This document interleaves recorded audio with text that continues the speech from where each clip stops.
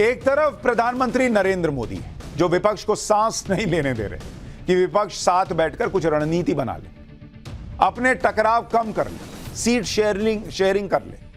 नरेंद्र मोदी विपक्ष को एक के बाद एक सरप्राइज पे सरप्राइज दे रहे हैं और विपक्ष जो है वो पॉपकॉर्न की तरह उछल रहा है।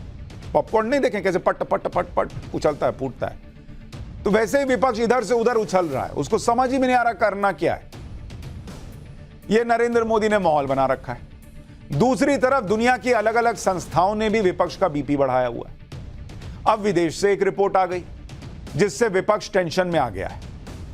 विदेश से जो रिपोर्ट आई है वो भी कह रही है कि 2024 में आएगा तो नरेंद्र मोदी ही। और उस रिपोर्ट में क्या कहा गया है जरा सुनिए, आपको कुछ मोटी मोटी बातें बताता हूं, पूरी रिपोर्ट दिखाऊंगा। इस रिपोर्ट में बताया गया है कि 2024 में मोदी का जीतना तय लग रहा है। इस रिपोर्ट में यह भी बताया गया है कि मोदी को क्यों वोट मिलेगा, मतलब ऐसे हवा हवाई नहीं कि बस बोल दिया मोदी जीतेंगे, क्यों जीतेंगे यह भी बताया गया है। इस रिपोर्ट में बताया गया है कि मोदी ने कितना काम किया है, कितना नहीं, और क्यों वोट मिलेगा। इस रिपोर्ट में इंडिया गठबंधन का भी जिक्र है कि इंडिया गठबंधन क्यों कमजोर है और इसकी क्या हालत होने वाली है। तो यह पूरी कंप्लीट रिपोर्ट है 2024 पर। विदेश से आई है भाई, यहां से आई भी नहीं कि आप कह दो कि फलाना मीडिया, गोदी मीडिया और ये मीडिया और वो मीडिया ने किया है। अब नरेंद्र मोदी ने रिपोर्ट लिखवाई तो नहीं होगी, तो इसलिए इस इंटरनेशनल रिपोर्ट के बारे में आज मैं आपको डिटेल में बताऊंगा, लेकिन थोड़ी देर बाद। उससे पहले आप यह देखिए कि किस तरह से पिछले 8 दिन से प्रधानमंत्री नरेंद्र मोदी ने अपने विरोधियों को एक तरह से पॉपकॉर्न बना के छोड़ दिया है। यानी नरेंद्र मोदी एक के बाद एक सरप्राइज दे रहे हैं और विरोधी इधर से उधर उछल रहे हैं, फाट फाट फाट फूट रहा है। मोदी विरोधियों को समझ में नहीं आ रहा कि वो किस सरप्राइज पर रिएक्ट कैसे करें, क्योंकि एक सरप्राइज पर रिएक्ट करते हैं तो नरेंद्र मोदी दूसरा सरप्राइज ले आते हैं। मैं आपको याद दिलाता हूं, जैसे जिस दिन राखी थी, रक्षाबंधन वाले दिन गैस सिलेंडर अचानक सस्ता हो गया। विपक्ष माहौल बना रहा था कि भाई हम तो जो है वो महंगाई करेंगे, वहां अचानक सिलेंडर सस्ता हो गया। 200 रुपया नॉर्मल आम आदमी के लिए और 400 रुपया उनके लिए जिन्होंने उज्ज्वला के तहत कनेक्शन लिया है। फिर संसद का स्पेशल सेशन बुलाने का ऐलान कर दिया। लीजिए, वहां अलग हंगामा मच गया कि अरे ये किस लिए हो रहा है, मोदी जी क्या कर रहे हैं।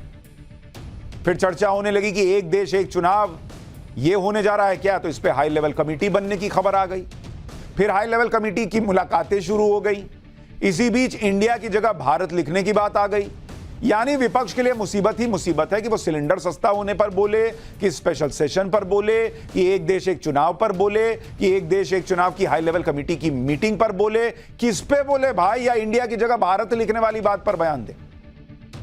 एक साथ इतने फ्रंट विपक्ष के लिए खुल गए हैं कि उसको समझ में ही नहीं आ रहा कि किधर मुंह करके गोला दागना है। लेकिन इसमें ध्यान देने वाली बात भी है। इसमें ध्यान देने वाली एक बड़ी इंपॉर्टेंट बात यह है कि पीएम मोदी ने खुद कुछ भी नहीं कहा है। एक देश एक चुनाव तत्काल प्रभाव से लागू होने वाला है, यह पीएम मोदी ने तो कहा नहीं। लेकिन विपक्ष इसको लेकर अपने आप भिड़ गया, क्योंकि कुछ चैनल्स पे उन्होंने रिपोर्ट देख ली। पीएम मोदी ने खुद ये नहीं कहा कि वो इंडिया को मिटाकर भारत करने वाले, लेकिन विपक्ष कहने लगा कि इंडिया को मिटाना चाहते हैं। अपने आप अपने मन से कूदने लगे। पीएम मोदी ने खुद नहीं कहा कि वो स्पेशल सेशन में क्या करने वाले हैं, लेकिन विपक्ष अलग अलग अटकलें लगाने लगा। पहले चुनाव हो सकता है, ये हो सकता है, वो हो सकता है। यानी नरेंद्र मोदी ने कहा कुछ भी नहीं है। मुझे तो कई बार लगता है वो मजे लेते होंगे, हंसते होंगे कि देखो एक शब्द मैंने नहीं बोला, लेकिन पूरा विपक्ष घूम घूम के बिरनी की तरह नाच रहा है और विपक्ष हवा में तीर भी चला रहा है। और यही विपक्ष की हताशा को दिखाता है कि उनके पास नरेंद्र मोदी की सियासी रणनीति का कोई तोड़ नहीं है। जो मोदी चाह रहे हैं वही हो रहा है। बिना बोले लट्टू बना रखा है, चकरगिन्नी बना रखा है। विपक्ष इधर से उधर नाच रहा है, क्योंकि आप देखिए पीएम मोदी के दिमाग में एक साथ कई चीजें चल रही हैं। वो G20 की तैयारी में भी लगे, विशेष सत्र की भी तैयारी चल रही है। विशेष सत्र को लेकर ही विपक्ष में हलचल है कि पीएम मोदी आगे क्या बड़ा करने वाले हैं, उसे लेकर रोज नई नई थ्योरी भी आ रही है। विशेष सत्र को लेकर अब नई जानकारी मिली है, जिसके मुताबिक संसद का विशेष सत्र जो है वो 18 सितंबर को पुरानी संसद में शुरू होगा, लेकिन 19 सितंबर को, यानी जिस दिन गणेश चतुर्थी है, उस दिन शुभ मुहूर्त पर लंच ब्रेक के बाद नए संसद भवन में दोनों सदनों की कार्रवाई शुरू होगी। 5 दिनों के विशेष सत्र में 1.5 दिन पुरानी संसद में कामकाज होगा और 3.5 दिन नए संसद भवन में विशेष सत्र चलेगा। सूत्रों के मुताबिक सत्र के पहले दिन पुराने संसद भवन में लिए गए कुछ प्रमुख फैसलों, बड़े नेताओं, उनके महान कार्यों को याद किया जाएगा। इस दौरान नई संसद के निर्माण की कहानी, संसद का इतिहास और नए संसद भवन की आवश्यकता पर एक फिल्म भी दिखाई जाएगी। जब संसद के विशेष सत्र की तारीखों का ऐलान हुआ तो विपक्ष की तरफ से आरोप लगाया गया था कि उस वक्त हिंदुओं का बड़ा त्योहार गणेश चतुर्थी है। सरकार ऐसे वक्त में सत्र बुलाकर हिंदू विरोधी काम कर रही है। यही तारीख क्यों चुनी भाई? यह तभी कहा गया कि जिन दिनों गणेश उत्सव होता है उन दिनों में सत्र बुलाया गया है। क्या यही बीजेपी का हिंदुत्व है? अब सबसे पहली बात तो आप यह देखिए कि हिंदुत्व और हिंदू उत्सव की चिंता उस विपक्ष को हो रही है जो सनातन के अपमान पर, जो सनातन को खत्म करने की बात पर 2 दिन से मुंह सिल के बैठा हुआ है। अरे बॉस, इतनी चिंता थी हिंदू की, हिंदू पर्व की, तो क्यों नहीं बोले घूम के अपने गठबंधन के उस साथी को जिसने कह दिया कि सनातन को मिटा देंगे? तब तो मुंह से कुछ नहीं निकला। गणेश चतुर्थी के दिन संसद का सत्र हो जाएगा तो ये हिंदू विरोधी हो जाता है, और जो सनातन खत्म करने की बात करे वो हिंदू विरोधी नहीं है, वो तो उसकी अपनी राय है। ये तो इन लोग का हाल है। वो पार्टियां सरकार को गणेश उत्सव पर ज्ञान दे रही हैं जिनसे सनातन का अपमान जो हुआ उस पर एक शब्द नहीं बोला गया। दूसरी बात यह है कि विपक्ष यह समझा ही नहीं कि जानबूझकर गणेश चतुर्थी के दौरान ही सत्र इसलिए बुलाया गया ताकि शुभ अवसर पर नई संसद में प्रवेश किया जाए। यहां तो हिंदू धर्म का सम्मान हो रहा है भाई। हिंदू धर्म में यही मान्यता है कि कोई भी शुभ कार्य करने से पहले गणेश जी की पूजा होती है। अब गणेश चतुर्थी पर अगर नई संसद का श्री गणेश करवाकर वहां पहला सत्र हो जाएगा तो पीएम मोदी ने तो एक तरह से हिंदू धर्म का, सनातन का सम्मान भी कर दिया, और जो सनातन के विरोधी हैं उस विपक्ष को जवाब भी दे दिया। और विपक्ष यहां भी फंसेगा। जो इसमें नहीं आएगा फिर बीजेपी कहेगी कि देखिए ये लोग तो हिंदू धर्म का अपमान कर रहे हैं, गणेश चतुर्थी में कोई अच्छा काम हो रहा है तो उसमें आ नहीं रहे। आएंगे तो अपनी बात को काटेंगे कि भाई हमने देखिए जो है कहा था नरेंद्र मोदी तो हिंदू धर्म के खिलाफ है। विशेष सत्र को लेकर कई तरह की अटकलें हैं, लेकिन इसके बीच एक बात करीब करीब क्लियर है कि विशेष सत्र के साथ ही नई संसद में कामकाज शुरू हो जाएगा। सूत्र यह भी कह रहे हैं कि विशेष सत्र में दुनिया में भारत की बढ़ती साख पर चर्चा भी होगी। पिछले 9 सालों में भारत ने कैसे प्रगति की है इस पर सत्ता पक्ष के सांसद अपनी बात रखेंगे। यह बात भी अहम है कि अक्टूबर में G20 की एक मीटिंग 13 और 14 अक्टूबर को नई संसद में होने वाली, यह भी कहा जा रहा है। उससे पहले सरकार नई संसद में अपना कामकाज शुरू कर देगी, और सूत्र बता रहे हैं कि मोदी सरकार में टॉप लीडरशिप में सबका यही मत था कि नई संसद में प्रवेश विशेष सत्र बुलाकर किया जाए ताकि इस मौके को और खास बनाया जा सके। नए संसद भवन का निर्माण साल 2019 में शुरू हुआ था। ऐसी प्लानिंग थी कि 15 अगस्त 2022 जब आजादी के 75 साल पूरे होंगे तभी एक स्पेशल सेशन बुलाकर नए संसद भवन में कामकाज शुरू किया जाए। लेकिन कोरोना आ गया, फिर दूसरी वजह हो गई, तो निर्माण में देरी हो गई और तय प्लान के मुताबिक काम नहीं हो पाया। फिर इसी साल मई महीने में पीएम मोदी ने नए संसद भवन का उद्घाटन कर दिया, और अब जो है नए संसद भवन में कामकाज भी शुरू होगा। नए संसद भवन का उद्घाटन तो हो गया, लेकिन कोई सत्र इसलिए नहीं हो पाया क्योंकि वहां पर कई सिस्टम लगाए जाने थे। सिक्योरिटी, टेस्टिंग और बाकी काम भी फाइनल हो चुका है, और इसलिए अब सत्र वहां होने जा रहा है। नए संसद भवन में सारा सिस्टम काफी आधुनिक और ऑटोमेटिक होगा, इसलिए सभी चीजों का ड्राई रन जुलाई अगस्त में किया जा चुका है। इसमें सबसे अहम संसद में फेशियल रिकॉग्निशन सिस्टम लगा हुआ है। जैसे आजकल मोबाइल में नहीं आता कि आपने ऐसे मुंह के सामने किया और आपका मोबाइल अनलॉक हो जाता है, तो इसमें भी चेहरे की पहचान के साथ संसद में एंट्री का गेट अपने आप खुल जाएगा। नए संसद भवन के एंट्री पॉइंट के 6 मीटर के दायरे में आते ही सांसदों का फेस स्कैन हो जाएगा खुद ब खुद, और गेट खुल जाएगा। सांसदों के फेस स्कैन के साथ बायोमेट्रिक्स, जो उंगलियों के निशान लिए जाते हैं आधार के लिए, उसी तरह से उंगलियों के निशान भी लिए जा रहे हैं, ताकि अगर कभी फेशियल रिकॉग्निशन सिस्टम फेल हो गया तो क्या कहिएगा कि नहीं अंदर नहीं जा सकते, तो फिर आपकी उंगली से ले लेंगे। जैसे आपके मोबाइल में अगर फेशियल रिकॉग्निशन काम नहीं करता है तो कई बार उंगली का सिस्टम होता है, उंगली का नहीं होगा तो पिन का सिस्टम होता है। बायोमेट्रिक सिस्टम से संसद भवन में एंट्री हो सके, इसके लिए पिन नंबर का भी ऑप्शन रखा गया है कि पिन नंबर डालकर एंट्री कर लीजिए। केंद्रीय मंत्रियों, सांसदों और कुछ बड़े अधिकारियों के फेस स्कैन हो भी चुके हैं। नई संसद में जो विजिटर होंगे उनकी एंट्री के लिए स्मार्ट कार्ड ऑपरेटिंग सिस्टम लगाया गया। जैसे आपके वो मेट्रो वगैरह में नहीं होता कि आपने स्मार्ट कार्ड लिया और वहां सटाए से डब से खुल जाता है, आप मेट्रो में चले गए, वैसे ही यहां पे लगाया गया विजिटर के लिए। नई संसद में वेल जो है, जहां जाके ये सांसद हंगामा करते हैं, उसको इस तरह का बनाया गया कि बैनर पोस्टर लेकर जो सांसद हंगामा करते हैं और ट्राई करते हैं कि कैमरे में दिख जाएं, वो भी संसद में नहीं हो पाए। कुछ अटकलें ये भी हैं कि नई संसद का नाम भी कुछ और रखा जा सकता है। नई संसद में विशेष सत्र कराने से पहले पीएम मोदी एक बड़ा इवेंट G20 का भी आयोजित कर रहे हैं और ये बहुत ग्रैंड लेवल पर होने जा रहा है। 9 और 10 सितंबर को भारत में G20 सम्मेलन होगा, जिसके लिए दुनिया के अलग अलग देशों के नेता भारत आने भी लगे।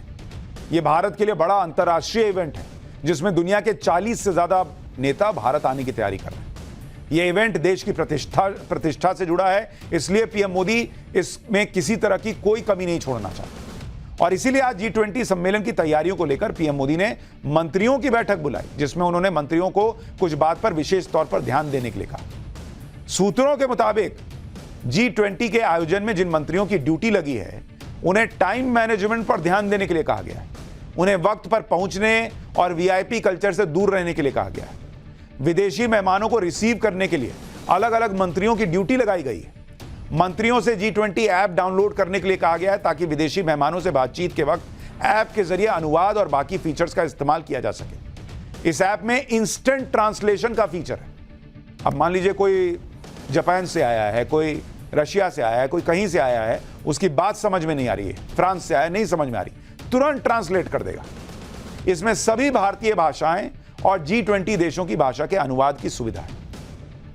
पीएम मोदी ने मंत्रियों से कहा है कि वो भारत मंडपम G20 का जो वेन्यू है, वहां तक पहुंचने के लिए अपने आधिकारिक काफिले को छोड़कर शटल सर्विस का इस्तेमाल करें।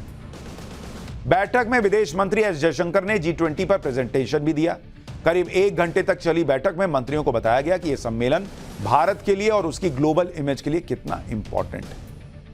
यानी इधर विपक्ष कूद रहा है अलग अलग मुद्दों पे, उधर नरेंद्र मोदी G20 की तैयारी कर रहे हैं, इंडिया की इमेज इंटरनेशनल लेवल पर और चमक जाए उसके लिए काम कर रहे हैं। और जहां पीएम मोदी G20 की तैयारी कर रहे हैं, जहां पीएम मोदी नई संसद में विशेष सत्र की तैयारी कर रहे हैं, वहीं पर एक तैयारी वन नेशन वन इलेक्शन की भी चल रही है। आज वन नेशन वन इलेक्शन को लेकर बनी समिति की पहली बैठक भी हो गई। यह बैठक पूर्व राष्ट्रपति रामनाथ कोविंद के घर पर हुई, जिसमें गृह मंत्री अमित शाह और कानून मंत्री अर्जुन मेघवाल शामिल हुए। पिछले शनिवार को ही सरकार ने वन नेशन वन इलेक्शन के मुद्दे पर हाई लेवल कमेटी बनाई थी और आज उसकी पहली बैठक हो भी गई। रविवार को कानून मंत्रालय के अधिकारियों ने कमेटी के अध्यक्ष और पूर्व राष्ट्रपति रामनाथ कोविंद को जानकारी दी थी इसके बारे में। यानी संकेत साफ है कि वन नेशन वन इलेक्शन पर सरकार सिर्फ कमेटी बनाकर बैठने वाली नहीं है, यह कोई पॉलिटिकल स्टंट भी नहीं है, बल्कि सरकार इस पर गंभीरता से काम को तेजी से आगे बढ़ा रही है। उधर आज चुनाव आयोग ने भी कह दिया कि वो वन नेशन वन इलेक्शन पर कानूनी प्रावधानों के तहत काम करने के लिए तैयार है। Chief election commissioner Rajiv Kumar ने कहा कि चुनाव आयोग को संवैधानिक प्रावधानों और जन प्रतिनिधित्व कानून के तहत समय से पहले चुनाव कराना होता है। प्रावधानों के अनुसार इलेक्शन कमीशन 5 साल का समय समाप्त होने से 6 महीने पहले आम चुनाव की घोषणा कर सकता है। विधानसभा चुनावों के लिए भी मानदंड समान है। राजीव कुमार ने कहा कि निर्वाचन आयोग संवैधानिक प्रावधानों के अनुसार चुनाव कराने के लिए तैयार है। यानी जहां पीएम मोदी एक साथ कई एजेंडे पर काम कर रहे हैं, वहां विपक्ष इसी बात पर फंसा हुआ है कि इस विशेष सत्र में मोदी क्या करने वाले हैं, इसकी रणनीति क्या बनाई जाए। और विपक्ष की मजबूरी यह है कि विशेष सत्र का वो बॉयकॉट नहीं कर सकता, क्योंकि क्या पता पीएम मोदी ने किस राष्ट्रीय मुद्दे पर सत्र बुलाया। दूसरी बात यह है कि अगर वो विशेष सत्र में जाएंगे तो किस रणनीति के साथ जाएं। भाई अभी तो पता ही नहीं ना होने वाला क्या है। कल को कोई ऐसा बिल ले आए जिस पर किसी की अपनी स्थानीय पॉलिटिक्स में वो सूट करता हो, तो इंडिया गठबंधन तो अलग अलग वोट करेगा, बात करेगा। इसी कंफ्यूजन के बीच सोनिया गांधी ने आज प्रधानमंत्री नरेंद्र मोदी को एक चिट्ठी लिखी। सोनिया गांधी ने लिखा, पहली बात यह कही कि बिना किसी से बात किए आपने संसद का विशेष सत्र बुला लिया, यह क्या है। दूसरी बात उन्होंने कही कि पहली बार ऐसा हो रहा है कि सत्र का कोई एजेंडा ही नहीं है बताया गया, जबकि जब भी विशेष सत्र होता है तो आम सहमति से एजेंडा तय होता है। तीसरी बात सोनिया जी ने कही कि विपक्ष के 9 मुद्दे हैं, उन पर वो चर्चा करना चाहते हैं, रूल क्या होगा इस पर हम लोग बातचीत कर सकते हैं। एक बार जयराम रमेश ने इस पर क्या कहा सुन लीजिए। फिर जो सोनिया जी ने लिखा उस पर क्या जवाब आया मोदी सरकार से, वो भी बताता हूं। हम ये सत्र का बहिष्कार नहीं करेंगे। ये मौका है हमारे लिए जनता के मुद्दों को उठाने के लिए, और हम पूरा प्रयास करेंगे कि अलग अलग पार्टियां अपने मुद्दे उठाएंगे। लेकिन सोनिया गांधी को भी सरकार ने चिट्ठी से ही जवाब दिया। संसदीय कार्य मंत्री प्रहलाद जोशी ने लिखा कि स्थापित परंपराओं का पालन करने के बाद 18 सितंबर को संसद का सत्र बुलाया गया। शायद सोनिया गांधी का ही परंपराओं की तरफ ध्यान नहीं है, क्योंकि आज तक संसद बुलाने से पहले कार्यसूची कभी नहीं दी गई। सत्र की कार्यसूची हमेशा की तरह स्थापित परंपरा के अनुसार उचित समय पर दे दी जाएगी। संसद सत्र बुलाने से पहले न कभी राजनीतिक दलों से चर्चा की जाती है, न ही सत्र बुलाने से पहले कभी मुद्दों की चर्चा होती है। तो सरकार कह रही है कि भाई ऐसा कब हुआ जो आप कह रही हैं कि हमने नहीं किया? हुआ कब ये सब? राष्ट्रपति के सत्र बुलाने के बाद और सत्र आरंभ होने से पहले सभी दलों के नेताओं की बैठक होती है, जिसमें संसद में उठने वाले मुद्दे और कामकाज की चर्चा होती है। सरकार की तरफ से कहा गया कि किसी भी मुद्दे पर चर्चा के लिए हम तैयार हैं। जिन मुद्दों का जिक्र किया गया है वो मुद्दे अविश्वास प्रस्ताव में भी उठाए गए थे। सबका सरकार ने जवाब भी दिया था। और विशेष सत्र का एजेंडा क्या है, यह अभी सत्र शुरू होने के पहले आपको बता दिया जाएगा।